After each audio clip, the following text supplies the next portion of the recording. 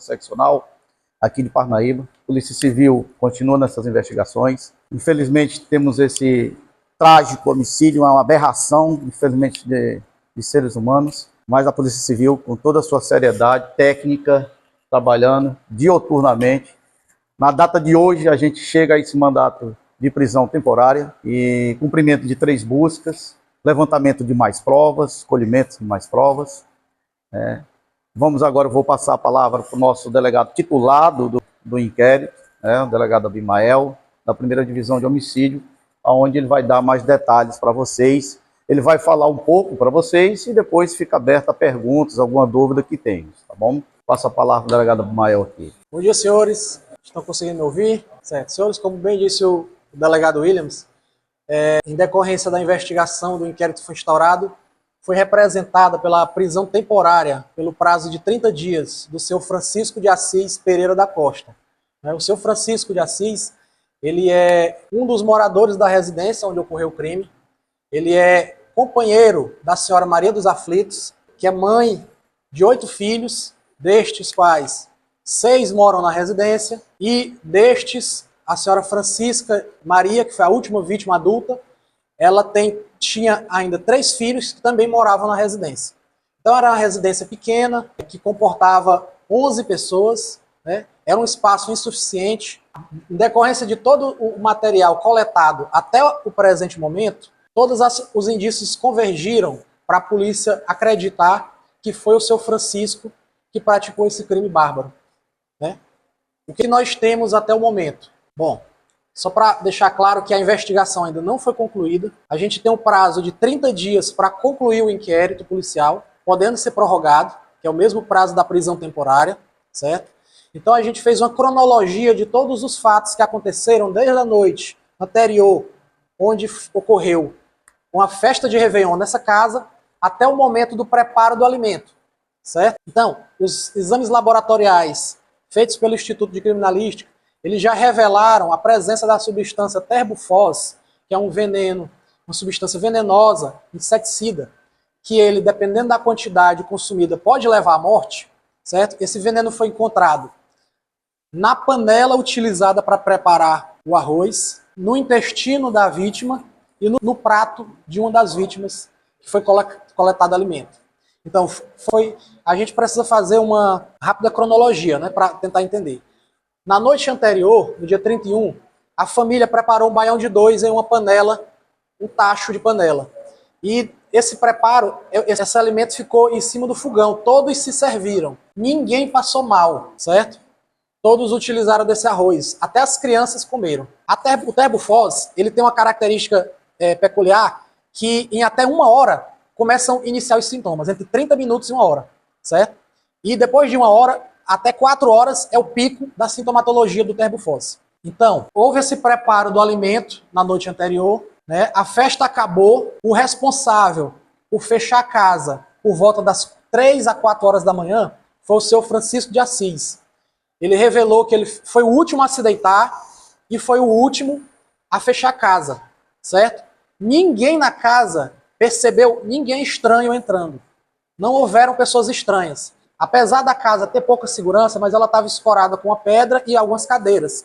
E muita gente de uma forma bem amontoada um em cima do outro. Seria perceptível. Eles mesmos descartaram qualquer pessoa estranha a entrar, certo? Nos depoimentos que foram prestados na delegacia, ninguém relatou alguém estranho. A gente viu que em algumas entrevistas eles estavam considerando a pessoa estranha, mas a gente até o momento está descartando essa possibilidade. Por quê? Porque a casa tinha cerca e ninguém viu ninguém estranho.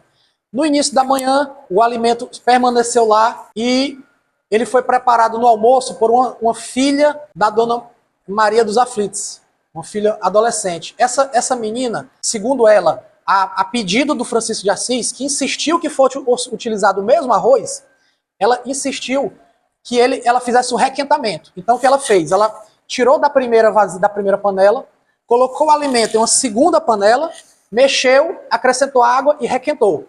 Depois da segunda panela, foi para os pratos da família. Nos pratos da família tinha veneno, essa segunda panela não foi localizada lá no momento, e na primeira panela havia no fundo um resíduo de arroz, nesse arroz foi encontrado veneno. Nas paredes da panela foi encontrado veneno. A conclusão que nós chegamos, o veneno foi colocado, ou seja, ninguém se serviu na manhã seguinte do tacho e já tinha veneno. Foi colocado entre o final da festa e entre o início da preparação do alimento, certo? Então aí que vem a questão da suspeição do seu Francisco de Assis. Ele deu mais de 3 versões do que aconteceu nesse intervalo. Ele primeiro disse que não tinha chegado perto da panela. Depois ele disse que tinha chegado. Depois ele disse que não tinha orientado ninguém a utilizar o arroz. No último interrogatório agora, ele também disse que não tinha. Então, essa informação ela entra em contradição com o depoimento de todas as outras que estão em consonância. Apenas o dele está dissonante do restante dos depoimentos. Bom, essa é a principal questão da suspeição. Durante as buscas foram coletados muito material, certo? Foram apreendidos vários aparelhos celulares, muito material de documento. A perícia criminal apreendeu um baú. O seu Francisco de Assis, ele tinha um baú do lado do fogão, fechado no cadeado.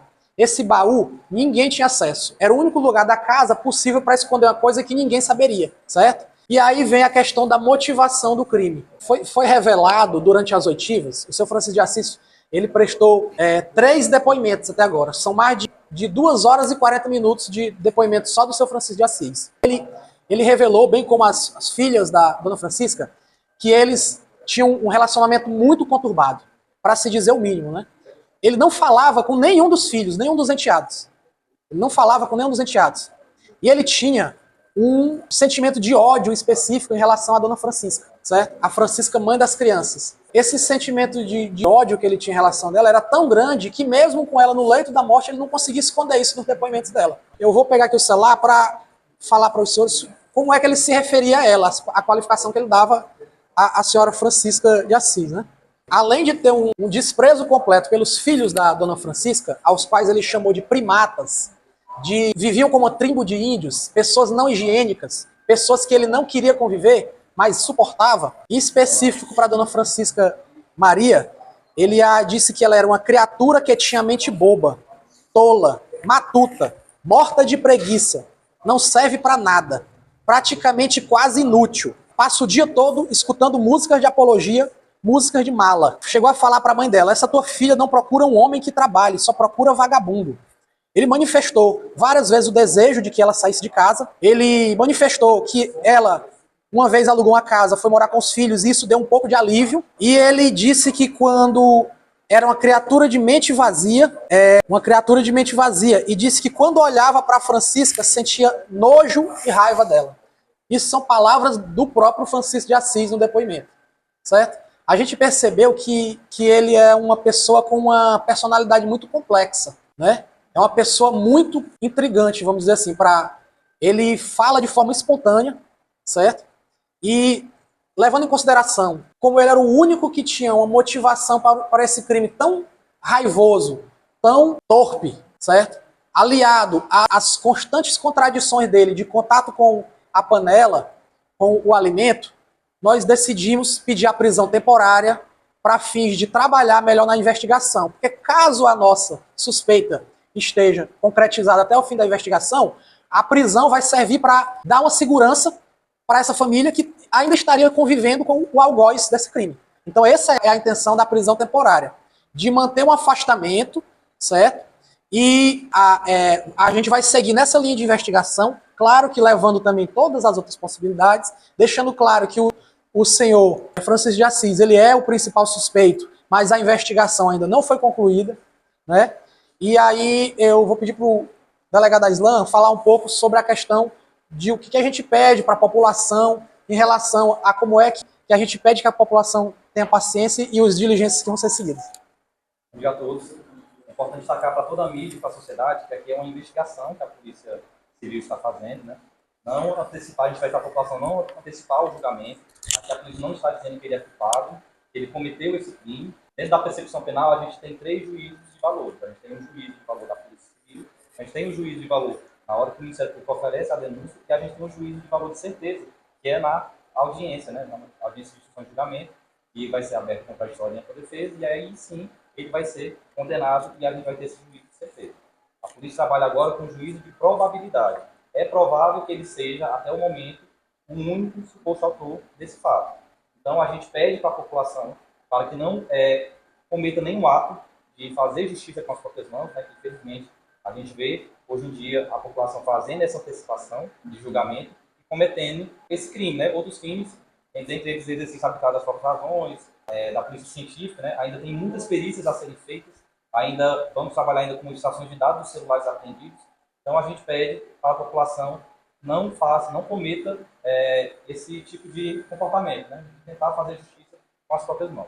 Delegado, durante o interrogatório, foi ao senhor da CIS em relação aos meninos envenenados que estavam juntos ou não teve? Com relação a essa ligação com esse caso passado que já teve, né, a gente tem que ter muito cuidado. Foi feita uma investigação, um inquérito policial, o delegado à época na frente, a delegada, já fez seu relatório, sua conclusão, as provas estão nos autos, certo? Já foi encaminhada à justiça, e está agora com o Poder Judiciário, com o Ministério Público, com a Defesa, vai ter as instruções de julgamento, as provas, todas vão ser colhidas no Judiciário. Descartar. A nossa investigação é esse foco. Temos que ter essa percepção que, às vezes, a psicopatia do crime, eles lançam um gatilho, você tem um terrorista, chega no colégio, mata as pessoas, lança um gatilho no outro, o outro também comete, né? Então a gente tem que ter muito cuidado com essa questão. Houve uma investigação do primeiro caso, foi finalizado pela Polícia Civil, foi encaminhado ao Judiciário. Nós estamos caminhando com essa investigação desse fato, que é outro fato, e vamos caminhar até o final dela. Após o final dela, a gente vê outras investigações. Se houver alguma coisa que seja relacionada, a Polícia Civil vai esclarecer. Mas nesse momento, o outro caso já foi finalizado e encaminhado ao Judiciário, com suas conclusões. Não foi encontrado. O baú foi recolhido para a perícia para verificar se ficou algum resíduo. Não é? O Francisco de Assis é uma pessoa muito inteligente, viu, gente? Ele não é uma pessoa boba, é uma pessoa que ele procura estudar, certo? E ele não tem só esse endereço, certo? A gente descobriu que o seu Francisco de Assis tinha uma residência só dele.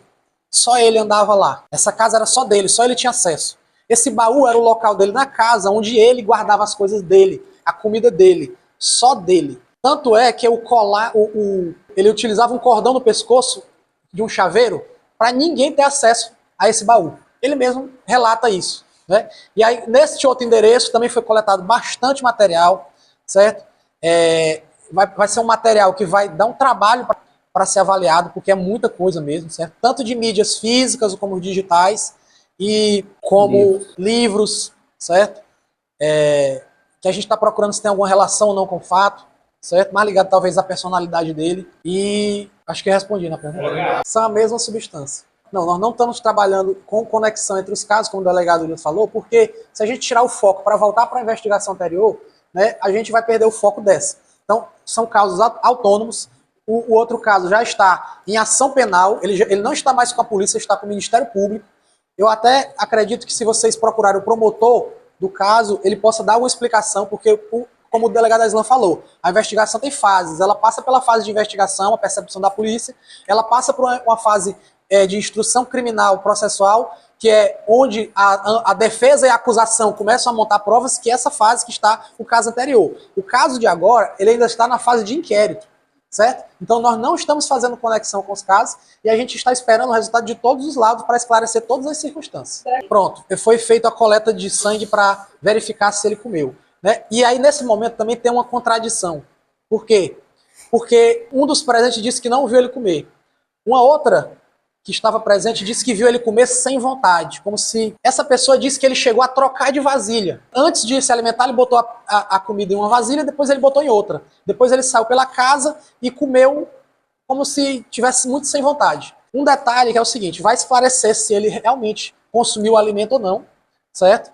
E qual quantidade, porque dependendo da quantidade, senhores, as consequências são bem mais graves, né? Os que se alimentaram primeiro foram os que tiveram os piores resultados, os piores sintomas, e foram as vítimas que foram a óbito. Os que colocaram a comida por último, né? Por quê? Isso a gente ainda está uma hipótese, certo? Porque a gente acredita que quando foi adicionado água e a substância ferveu, ela subiu e ela ficou mais na camada de cima. Aquelas pessoas que se alimentaram primeiro foi o caso do Emanuel, que foi o primeiro a se alimentar e o primeiro em menos de 30 minutos até os sintomas, seguido pelas crianças, certo? Por que eu falo do Francisco? Porque o Francisco foi o único da casa que se alimentou e só teve sintomas 4 horas depois. Fora até da questão da doutrina médico legal, que a gente verificou para o caso, que ela tem uma sintomatologia de até 1 hora de início. Né? Ele teve 4 horas depois, e um detalhe, o senhor Francisco de Assis, no momento do atendimento do local do crime, que estava aquele desespero na casa, o policial que estava lá presente notou ele de um semblante frio, certo? Não esboçava reação, sentimentos pelo que estava acontecendo, mesmo com o cadáver do enteado já sabendo que ele estava lá. E quando foi questionado para ele, ele não soube se explicar direito de como era que tinha sido isso. E foi solicitado para ele acompanhar a polícia até a delegacia para registrar o boletim de ocorrência e prestar esclarecimentos, já que ele era a pessoa que estava mais lúcida no momento. Já por volta das 4h40, 5 da tarde, ele foi conduzido por uma viatura da Polícia Militar e só dentro da viatura foi que ele disse que estava passando mal. E aí, quando ele estava passando mal, a Polícia Militar levou ele até o EDA. Ele não foi levado por ambulância, foi levado pela polícia. A gente tem que esclarecer isso ainda, a gente está esperando o resultado. Ele pode até ter consumido alguma pequena porção, não há dúvidas disso, certo? Porque ele pode ter simulado, também tinha veneno. A gente tem que esclarecer todos os fatos. A gente está aguardando o resultado dos laudos do Instituto Criminalístico. A gente está pedindo para eles darem prioridade para aqueles laudos que a gente considerava essenciais para a gente entender a dinâmica de tudo que aconteceu. É porque eu fui num endereço que a gente... É porque a gente encontrou esse material em 2 endereços, né? Encontramos dentro do baú dele umas revistas de histórias do nazismo, né? E no endereço da casa dele, da casa exclusiva dele, o delegado Williams foi que foi lá. Eu não posso dizer qual foi a quantidade, eu só sei que foi também encontrado muito material lá. Ele pode falar melhor sobre essa parte. Né? Foi hoje no endereço da busca, né? Foi encontrado uma faixa de 3 livros com material também digital de questão do nazismo, do Hitler. E aí a perícia já fez a coleta, tem materiais escritos para que a gente faça uma avaliação isso, né? A gente vai fazer uma avaliação para a gente chegar também na questão de toda a motivação e da personalidade dessa pessoa. Veja que nós estamos diante de um caso onde temos crianças. Um ser humano hoje é impossível você colocar veneno nas crianças. Estamos diante de uma psicopatia criminal e aí se deparamos com esses materiais encontrados na casa dele. E ele se diz que não é nazista, tal, é só porque gosta de ler. Segundo ele, nos interrogatórios, nos depoimentos, ele disse que é só um curioso do tema, certo? A gente não está traçando ainda uma linha de ligação entre isso, mas a gente aprendeu o material para poder trabalhar em cima, né? Mas até o momento foi só simplesmente a descoberta desse material. Nós não estamos fazendo ligação desse material que pode realmente ser uma questão de curiosidade ou pode ser uma questão de talvez um entusiasta do tema, né? A gente coletou alguns cartões de banco que a gente em nome dele, né? Mas a Maria Francisca, ela vivia de Bolsa Família. Era uma família muito humilde. O Francisco, ele relatou que ele estava cansado de sustentar a casa porque só ele trabalhava. Todo o restante era uma pessoa bastante humilde, vivia de auxílio assistencial, né? E assim, é um caso que a gente vai ter um bom trabalho ainda de descobrir todas as nuances desse caso. Segundo os filhos da Maria, né? Ele negava até comida para eles. Certo? Ele não falava com nenhum dos enteados. Ele mesmo diz isso, que não conversava com nenhum. Em relação a Francisca Maria, a gente percebeu que ele tinha um sentimento muito mais rancoroso, muito mais profundo de como ele disse, de nojo. Né? E ele disse que queria ela fora de casa. Ele disse, eu não aguentava mais ela dentro de casa. Né?